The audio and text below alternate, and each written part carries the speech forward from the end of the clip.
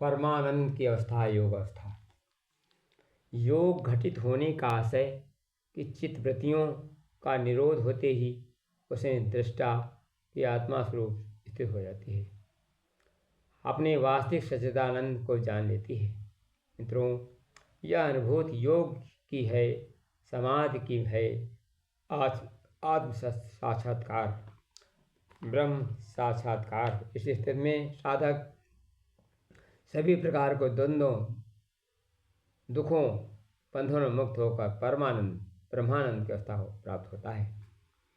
ब्रह्म साक्षात्कार हो जाने के साधक संसार में रहता है, पर संसार उसमें नहीं रहता।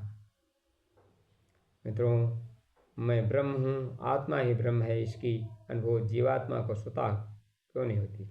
यह सत्य है, आत्मा नित्य, मुक्त, शुद्ध, चैतन्य, अविनाशी, आप ब्रह्म का अंश है। सच पूछा जाए, आत्मा बंधन ही नहीं करती। आप प्रकृति के आकस्मिक संबंध के कारण बंधन प्रादुर्भाव होता है। मित्रों, आत्मा बुद्धि अहंकार मन से भिन्न है, परंतु अज्ञान के कारण अपने उस वस्तुओं को पृथक नहीं रखता। एक पिता अपने पुत्र की सफलता और पुत्र के सुख को देखकर सुखी होता है, अपने पुत्र की असफलता से दुखी होता है। वैसे शरीर मन बुद्धि अहंकार इंद्रियों से तादात्म्य स्थापित होने के कारण शरीर मन दुख सुख दुख का जीवात्मा सुख दुख समझने लगती है।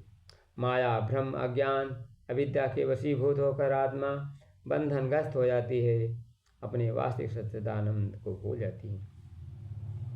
चित्त की चंचलता चपलता पूर्ण रूप से हो जाना, चित्त के प्रयोग सामान्य तौर पर मन के लिए किया जाता है। मित्रों, चित्त की प्रवृत्तियों का मतलब चित्त अथवा मन के उठने वाले अच्छे बुरे शुभ अशुभ संस्कारों को, स्मृतियों का, कामनाओं वासनाओं इच्छाओं विचारों को उठने वाले। जब चित्त में उठ रही लहरें उठ रही होती हैं, तब तक दृष्टा जीवात्मा अपने वास्तविक सच्चिदानंद बोध नहीं होता। जैसे जब समुद्र में तेज लहरें उठ रही हों, तब आकाश के उगे पूर्ण चंद्रमा प्रतिबिंब समुद्र में स्थिर नहीं होता। जब लहरें उसे स्थिर होने टिकने देती हैं, समुद्र की लहरों के शांत होती आकाश में चंद्रमा पूर्ण रूप प्रतिबिंब होता है।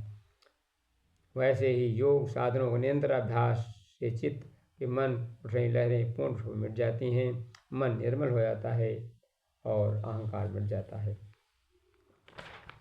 ज्ञान कर्म और स्वाध्याय जप तप ध्यान अभ्यास वैराग आदि योग साधनों के चित्त की गतियों निरोध होता है।